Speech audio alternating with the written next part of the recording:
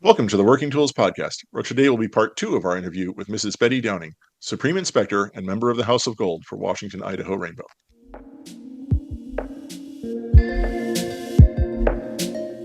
Ladies and gentlemen, brethren all, welcome to the Working Tools Podcast, a casual conversation around Freemasonry. First, it's important to note that our thoughts and opinions are our own and do not reflect those of our Grand Lodge or respective craft or concordant bodies. Please connect with us and ask questions via our website at theworkingtoolspodcast.com.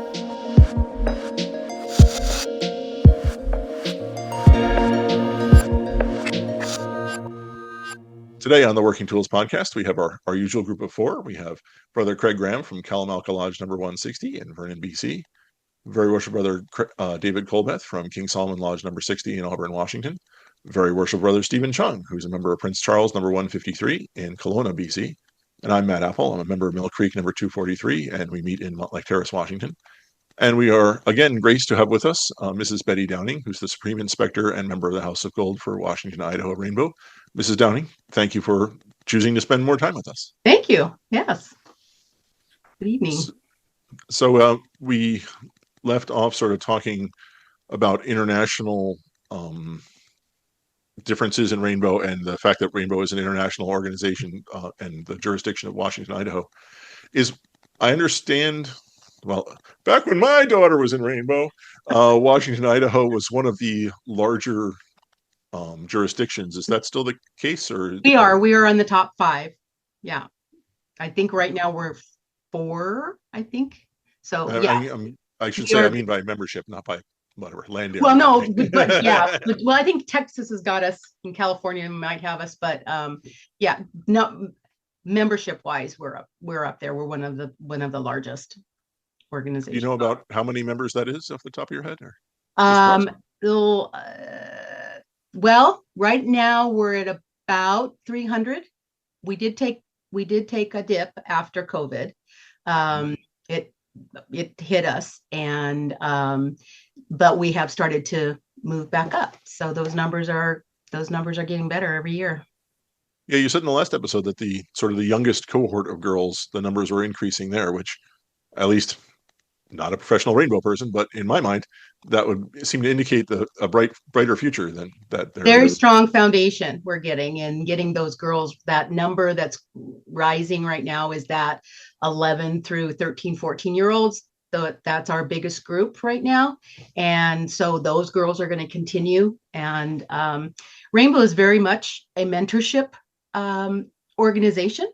Our younger girls learn from our older girls and those traditions, that camaraderie is passed down from the older to the younger.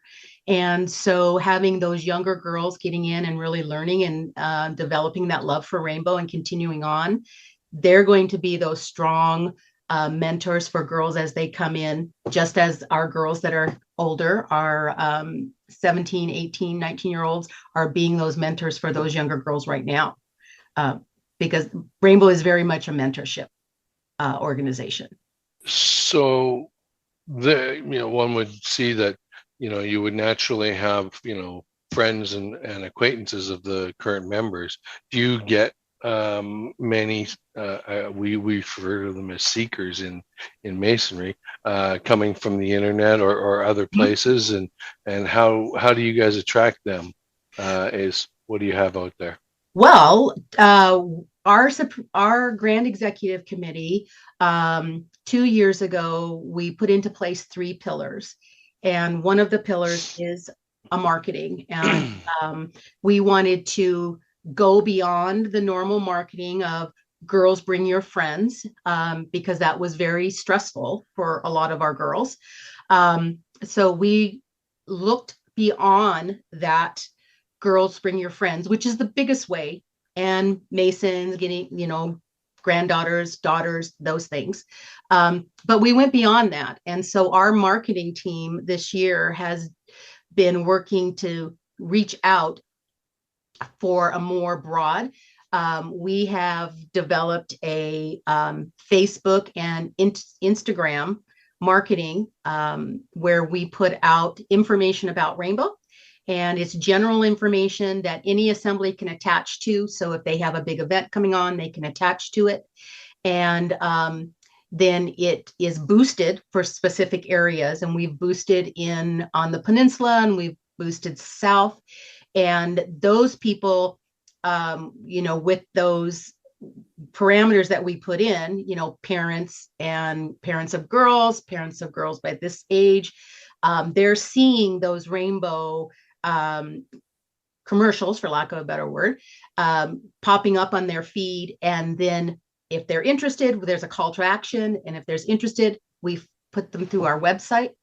And our website has a welcome page. It has a lot of information about rainbow and how to connect. And then we have a team that they look at that information. They see where they need to, where are they coming from? Are they coming from Bellevue? Are they coming from Centralia? And then they funnel them to that area. And since we've developed that, we are getting inquiries from, and we're really happy. Shameless plug opportunity. What is that domain? Oh, nwrainbow.org/welcome. nwrainbow.org/welcome. Yep.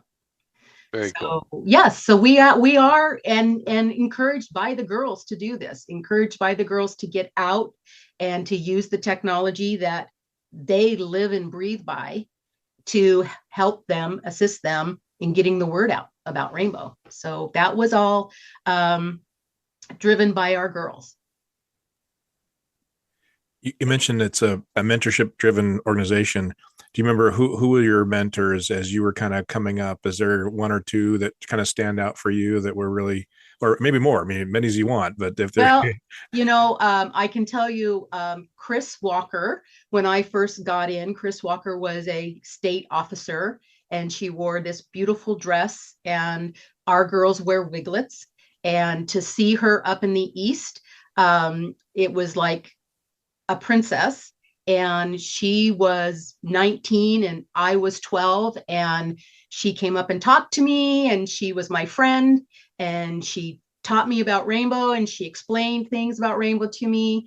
So she was a huge mentor to me. And so many of not just, and then the people that I got in with, we learned each other, we developed friendships, we were in each other's weddings, all of those things. Then there are the adults, and I had so many wonderful adults in my assembly. The legacies, they're going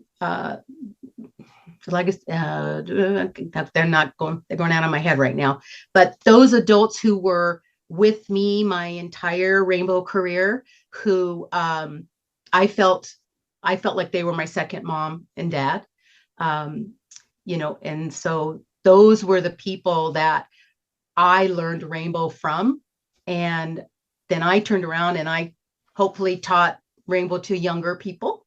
And that's what it's all about.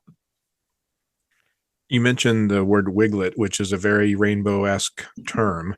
Mm-hmm. And so we've talked on the show ad nauseum about Masonic aprons and jewels and insignia and all that kind of stuff. And so while the girls at Rainbow, they don't wear aprons or jewels or things, although there are some jewels that happen occasionally on the head. Can you talk a little bit about, I mean, so there's and I'm not expert yet either necessarily, but of course there's regular dress, and then there's hoops, and then there's wiglets, and then there's crowns, and probably other things that I'm missing. So can you talk a little bit about how those identify maybe not, I hate to use the word status, but their position or leadership? Yeah. So when you first are initiated into rainbow, you come in casually. We do encourage the girls at their initiation to wear a dress. Many of our assemblies have meetings where the girls don't come in dresses, which is relatively new since COVID. And was from the girls. They wanted to do that. So they do that. Then as the girls move up the line and become more the advisor, then if you are in the East and you're presiding in the East, then you can wear a hoop if you'd like. And their dress can be a hoop. And that signifies someone who has been a worthy advisor or is a worthy advisor. And some assemblies in this for those of us manly inclined, it's not like a hula hoop. It's like a hoop dress that's like a bell, like right. a Cinderella dress. Yeah. Think of princess, Southern Belle. Yeah, there you go. Instead of a straight dress, it's got some form to it. The girls learn to float, and it's a lot. That's a lot of fun. And then if many of our assemblies allow their worthy advisors to wear crowns. And that also signifies that the worthy advisor is the leader of the organization.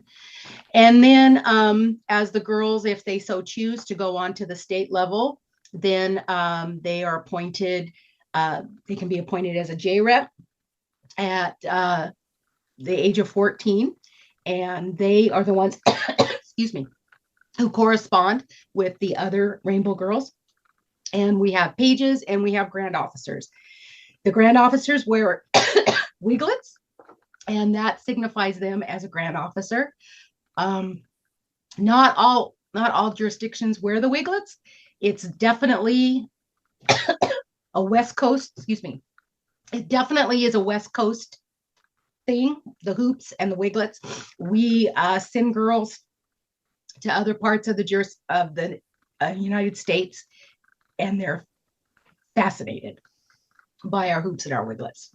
Interesting. So when they, and it's a little bit like a in masonry, I've got a past deputy's apron. I don't have to wear it if I don't want to. As I understand that girls, even though they can wear the hoop, and they kind of, a lot of them like to do it because it's like Masons. They want to wear the ranking apron of your choice, whatever, but they don't have to wear it. It's something it's an honorary thing if they want to. Right. So, yeah. Right. And it's interesting because that conversation has come time and time again, and Washington, Idaho girls love it, and they don't want it to go away. Yeah.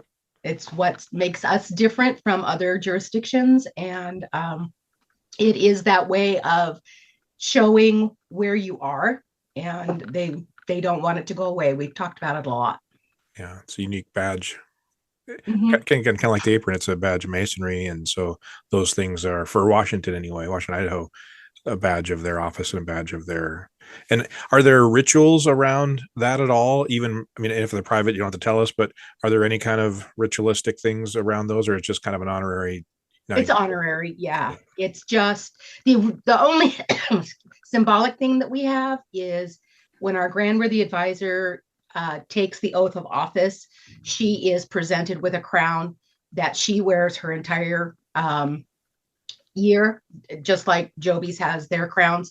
That's probably the most symbolic thing that we have, is placing the crown on the worthy advisor's head to show that they are the leader of their assembly. And they have a lot of fun things too. Again, I don't know if it's just Washington, Idaho, but there's aprons and other things that they're passed from girl to girl as they move, and somebody takes over their position. Essentially, those are fun, and they like to make those and readorn them or make up new ones or whatever. So those are kind of fun to watch. That happens at our grand assembly when we transfer positions. The girls that are giving up their positions will make an apron and a visor and put something to remember them on, and they pass it on to the next girl, and then that gets passed on. It's really fun when you go to grand assembly and the girls wear their aprons, and you look back and you're seeing people that, like, I had seen aprons where my daughter's names are on it. And girls that I have known that are now mothers, and they've been through college and they're professional women, and you look back and there's their apron and their little name and whatever they decided to put on there as a remembrance. So that is really fun, and the history that is kept because of that. And they love doing that and having that little piece of history for them. If there was a family listening that's maybe non-Masonic or has a daughter that's maybe they are Masonic related, what would be a piece of advice that you would give to a young girl or even a family considering joining Rainbow today? What I would say to the families are that we are an organization that we accept girls the way they are, and we are going to bring out the best of them as they are in Rainbow.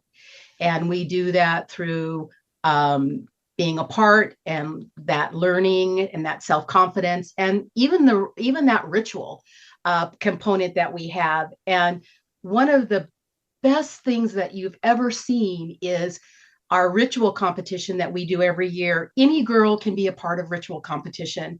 And you have a little girl that's 13, and they're going to do ritual competition. And maybe the first year they only want to walk around. They're going to be the candidate and only walk around.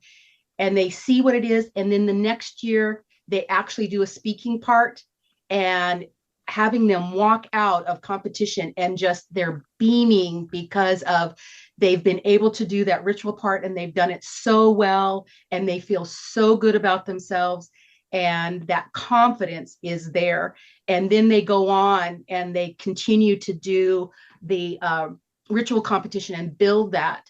And you get them to a certain age, and all of a sudden they are doing every single 7 lessons at ritual competition. And you remember them when they were a 13-year-old that was scared to walk in the room.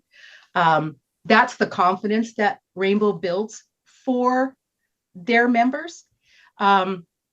Parents, we will tell parents that we are a place where your girls will have fun, will develop friendships, they will learn public speaking, they will learn confidence. And you also, if you choose to be a part of this, we would love to have parents as a part, because as most of you know, the Masonic family is a family. My entire family, my 2 girls, my husband, we were all, when my oldest daughter got back in, we all jumped in. So it was a family event that we had. And it takes a little while to learn, but not only is it family oriented, but as a parent being involved, it can be very rewarding. The different things, not only helping your own child, but being able to help somebody else grow, and to see that development over the years. Mm-hmm. Personal gratification is huge in roles like that. Unfortunately, I have to run off to that other Zoom meeting, so I'm going to say goodbye. But thank you so much for coming mm-hmm. on and spending your time with us. You're welcome. Thank you all, brother. Mm-hmm. Thanks, Steve. Yeah, I heard Steve got summoned by the Grand Master, so bring your dues card. Hopefully we'll see him next time. I'm a Grand Lodge officer, so they make me go to these things. And I got no excuse when they're on Zoom because, Zoom's everywhere, right? Yeah. All right. Have a good night, Steve. You were kind of talking about the new people coming in, and I like to work from other people's experience rather than my own, although it's sometimes you got to learn it yourself to understand it. But if you could give yourself, if you can kind of go back in as if you were that person that young girl coming in to Rainbow, what would be kind of a piece of advice that you might want to give that wish you could give to yourself, your younger you, when you came in? Don't be afraid. Just get involved. When I was in Rainbow, my parents couldn't come to anything because they were not Masonic. And though Rainbow was open to non-Masonic girls, parents had to be Masonic to come in. And so my parents came to my installation as worthy advisor. Other than that, my dad cooked every chicken dinner and my mom helped with this and that, but they never saw a meeting. So the more the girls get involved and learn and ask questions and take a risk and be willing to stand up and volunteer for something and just keep coming, you will love Rainbow. It just is there. Whatever that niche of Rainbow is for you, you'll find it. And because there's so much that Rainbow has to offer girls, they just have to find what their niche is. And we've got it there. So that's what I would tell myself. Because I was quiet and shy and I kind of held back for a long time. And I wish I had gotten more involved sooner. Be brave. Yeah.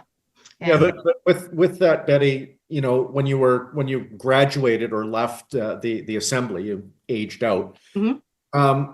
you had the effect of those years with you now, right? And did that really, did it influence your career choices, your educational choices? Did it have an effect? Did it carry through to that sort of thing?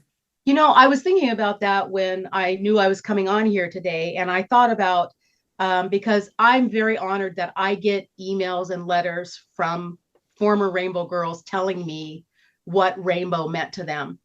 And so I thought back of what Rainbow meant to me. And because of that leadership, I went to school for social work, and I learned how to set goals. And I remember when I was transitioning from one type of job to another, I sat and I made a list of goals, and I said, I want this, this, this, and this. And then when I got that position, all of a sudden I realized I had achieved everything on that goal list because I wrote it down. And Rainbow taught me that. Rainbow taught me to set your goals, set your sights, do what you need to do to get things done. And so that has very much affected my life. I love one-on-one interaction with people in my job. I do that. And that I learned from Rainbow too, how to just sit down and interact one-on-one with somebody. And so that also just being a servant leader, thinking about other people and what you can do for other people. That was also a big part of Rainbow in my life. Mm-hmm. So the lessons you learn, you carry it with you. You do, you really do. For sure.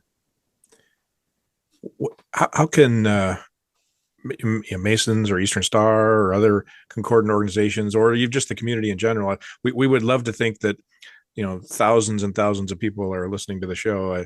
I look at the stats and I can see we're doing okay. But we're pretty tight into the 35 to 45 men's. A lot of guys watching, and so I guess we're really talking on the Masons. But although there's a lot of guys in Eastern Star too, what's other than just blatant getting your daughters and granddaughters and nieces and involved, what is something that Masons or Eastern Star members of community could do to best support in their local areas? Oh, we would love to have them come to a meeting and just come and explain your organization to the girls. The girls know they're part of a bigger Masonic family. Like I said, we have a lot of girls that come in with no Masonic background. And so when they walk into the room, they see the pillars and they see all of the things and don't know what they mean. So we would love to have Masons and Eastern Star come to a meeting and just say, let me explain to you what those pillars mean in the back of the room. Because then it makes the girls feel more connected, not just to Rainbow, but to the Masonic family as a whole. My husband was not in DMLA, and it was my daughter who said, Dad, I really would love you to be my Rainbow dad. I would really love you to do that. Would you think about becoming a Mason? And he did. And he's been Rainbow dad for many girls since then. But it was learning about Masonry and Eastern Star that these girls feel more connected. And so just coming and being and talking about your organizations is what I see would be very beneficial. Yeah. At the end of the meetings, when I've been Rainbow Dad, and again this term, there's always is there a response from the mother advisors, a response from the deputies, a response from the Rainbow Dad, and so I've asked ahead of time to the worthy advisor and everybody say, hey, do you mind if I just say more than, hey, thanks, great meeting, girls? And so I've tried to do exactly that. I've tried to find something that in the ritual or in the Rainbow world that connects directly to Masonry and talk about how those two blend together and probably why it's in the Rainbow ritual, because he was, the Reverend Sexton was a Mason. And so connecting those elements. I haven't, that's a great suggestion though, to connect some of the more physical things in the room as well. And I haven't done that. I've done more of the philosophical ideas, and I think some of the girls may be sleeping by the time I get done talking, but that's okay. The adults afterwards come up and go, "Oh, that was great. That was great." And so at least somebody's listening, but I think the girls do listen. They do hear it, and I think they appreciate it. I hope. But and also you can start seeing click. It's like, why do we do this? And when a Mason comes into the room and says, here's why the pillars, and this is why we do this, and this is why nobody sits in the north side, and all of a sudden the girls go, oh, okay, now I understand why we do it this way. And so it makes that fog lift, and as understanding in that they are a part of a bigger family of organizations. So for sure, that's the biggest thing. Just come, just be there. Showing up is half the battle. Yes, it is. Yes, it is.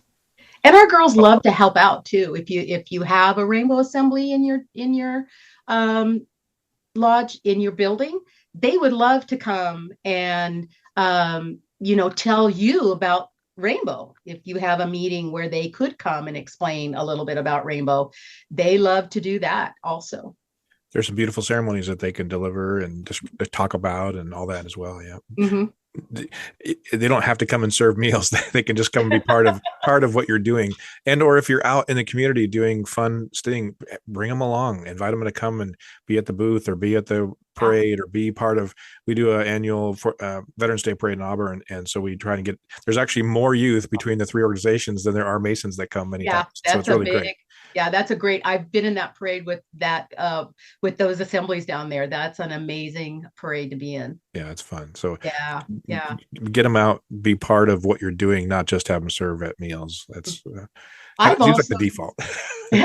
I've also seen where a Mason or an Eastern Star will come in and just get to know the girls. And then all of a sudden the girls find out that this person has an interest or is doing something that they're very interested in. And so then they can, again, that mentorship, they can talk to them about, oh, I'm really interested in such and such, or I'm thinking about doing this when I go to college, and developing that also. So it goes beyond just Masons and Rainbow Girls. It can go beyond, sharing the knowledge of, what you're doing now with girls that are wanting to maybe go in those professions in the future. So you're here. Yeah, rainbows. I know rainbow's been a big part of my wife's life. Like I said, my daughter's carried it with her through college and in the future. So. Mm-hmm. Yeah. Well, with that, I want to say on behalf of the now absent Steve. Oh, I'm just going to say thank you. Say thank you. Yep, thank you. Oh, okay. I thought you were about to ask something erudite. I should have known better. But on behalf of the absent Steve and David and Craig and myself, again, please let us know if you have future show ideas or if there's something you'd like to learn about Rainbow. We'd be happy to direct you to somebody who knows what they're talking about. Yeah. Who would be Mrs. Betty Downing. Mrs. Downing, thank you for being on the show. We appreciate you being here. You're welcome. Thank you for inviting me. I appreciate it. And we thank you all for listening to the Working Tools Podcast. Goodbye.